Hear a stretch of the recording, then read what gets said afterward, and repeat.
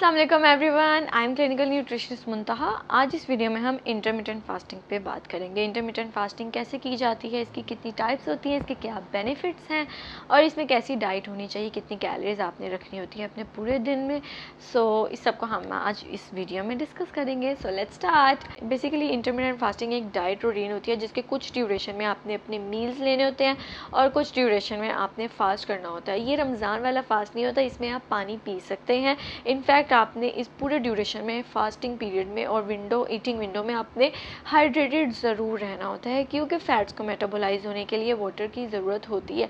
तो आपने अपनी बॉडी को हाइड्रेटेड ज़रूर रखना है इंटरमिटेंट फास्टिंग करते हुए। इसकी 3-4 टाइप्स होती हैं। एक टाइप होती है कि आपने 20 आवर्स में कुछ नहीं कंज्यूम करना होता और बाकी 3 घंटे में अपने मील्स लेने होते हैं। ये बहुत कम यूज़ होता है और ये रियलिस्टिक भी नहीं है, ठीक है। इसको इसलिए आप साइड पे करते हैं। दूसरी टाइप इसकी होती है ऑल्टरनेट डेज वाली, यानी कि इसमें एक दिन में आपने अपने कैलोरी इनटेक जो आपकी बॉडी की रिक्वायरमेंट है उसके अकॉर्डिंग लेना होता है। अगले दिन आपने 0 to 500 कैलोरी इनटेक करना होता है पूरे दिन में।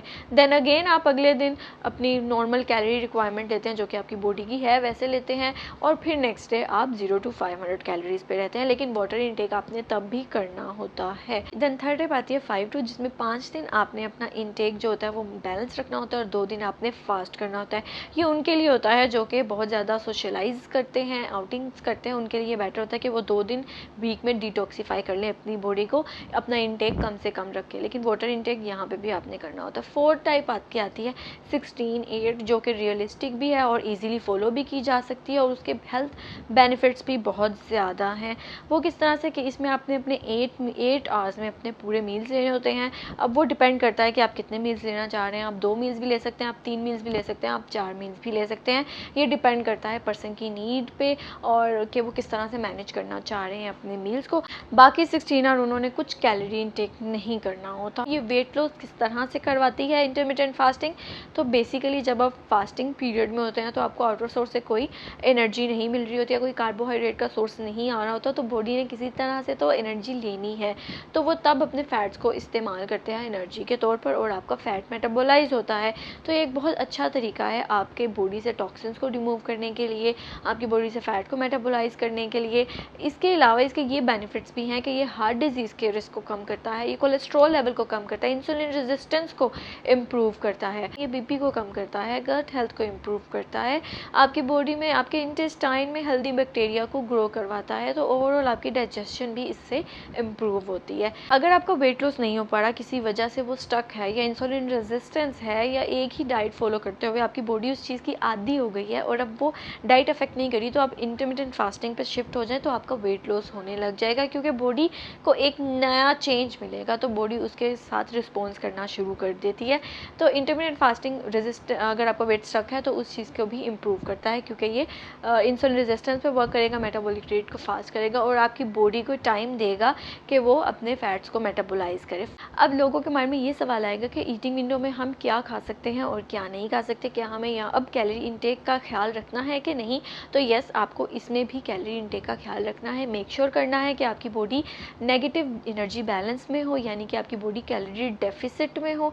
आपका जो BMR है, बेसल मेटाबॉलिक रेट, यानी कि आपकी बॉडी को डेली फंक्शंस करने के लिए, आपके ऑर्गन्स को फंक्शन करने के लिए, फिजिकल एक्टिविटी करने के लिए जो एनर्जी रिक्वायर्ड है उससे कम आपका एनर्जी इनटेक हो, ताकि बॉडी कैलोरी डेफिसिट में रहे।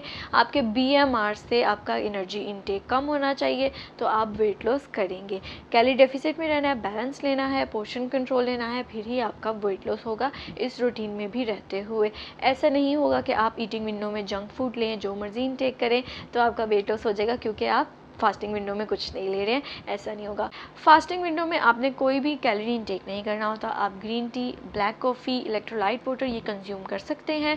पूरे ड्यूरेशन में आपने हाइड्रेटेड ज़रूर रहना होता है, क्योंकि मैंने पहले भी बताया कि फ़ैट्स को मेटाबोलाइज होने के लिए पानी की ज़रूरत होती है, तो आपने अपनी बॉडी को हाइड्रेटेड रखना है ताकि वो फ़ैट को अच्छे से मेटाबोलाइज कर सके। इंटरमिटेंट फास्टिंग में भी आपने एक्सरसाइज करनी है लाजमी, ताकि आपकी बॉडी फ़ैट्स को यूटिलाइज़ करे ड्यूरिंग एक्सरसाइज, और प्रेफर्ड टाइम ये है कि आपने अपने ईटिंग विंडो के स्टार्ट होने से पहले अपनी एक्सरसाइज कर लेनी है। 30 to 60 मिनट्स किसी भी किस्म की कार्डियो आप कर सकते हैं। Running, jogging, cycling, swimming, dancing, जो आपको इजी लगती है आप उस एक्सरसाइज को अपने रूटीन में ज़रूर शामिल करें। वेट लिफ्टिंग इंटरमिटेंट फास्टिंग के साथ करना थोड़ा सा मुश्किल हो जाता है, क्योंकि आप फास्टेड स्टेट में होते हैं, आपके पास इतनी एनर्जी नहीं होती है कि आप वेट उठा सकें। तो इसलिए आप कार्डियो पे अपना फोकस ज़्यादा रखिएगा। लेट्स सपोज अगर किसी के ईटिंग विंडो था 12 to 8 PM, तो वो अर्ली मॉर्निंग अपनी एक्सरसाइज करें, क्योंकि तब तक उनके जो ग्लूकोज थे जो उन्होंने फूड सोर्स से लिया था वो यूटिलाइज हो चुका होगा। अब जब वो एक्सरसाइज करेंगे तो वो ज़्यादा से ज़्यादा फैट्स को यूटिलाइज करेंगे एनर्जी के लिए। तो ये उनके लिए बेस्ट टाइम होगा कि वो अपने ईटिंग विंडो से पहले अपनी एक्सरसाइज कर लें अर्ली मॉर्निंग।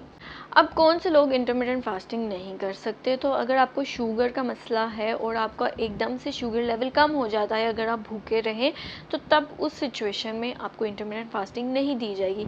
PCOS में भी आप इंटरमिटेंट फास्टिंग कर सकते हैं अगर उनको शुगर लो होने का चांस नहीं है। आप अपनी कंडीशन देखें कि अगर आप एक मील स्किप करते हैं तो आपको कोई सिम्टम्स अपीयर होते हैं। अगर तो आपको सिम्टम्स अपीयर होते हैं तो आपको इंटरमिटेंट फास्टिंग करने से पहले किसी से कंसल्ट करना चाहिए, गाइडलाइंस लेनी चाहिए कि मुझे ये करनी चाहिए या नहीं, एंड देन इसको स्टार्ट करना चाहिए, ताकि आपको फास्टिंग स्टेट में, ताकि आपकी बॉडी पे कोई इशू ना आए, कोई नेगेटिव इम्पैक्ट ना आए। और अगर तो आपको कोई सिम्टम्स अपीयर नहीं होते, आपको कोई वीकनेस नहीं होती, आपका शुगर लेवल लो नहीं होता, then you can do intermittent fasting easily. So I hope आपको ये वीडियो बहुत अच्छी लगी होगी। मैंने इंटरमिटेंट फास्टिंग पे आपको समझा तो दिया, इसके बेनिफिट्स बता दिए, और ये इफेक्टिव है एक्चुअली हेल्थ के लिए भी और वेट लॉस के लिए भी। तो अगर आप चाहते हैं कि मैं इस पे एक डाइट प्लान आपसे शेयर करूं तो मुझे कमेंट सेक्शन में ज़रूर बता दीजिएगा और मेरे चैनल को सब्सक्राइब करें। Thank you so much.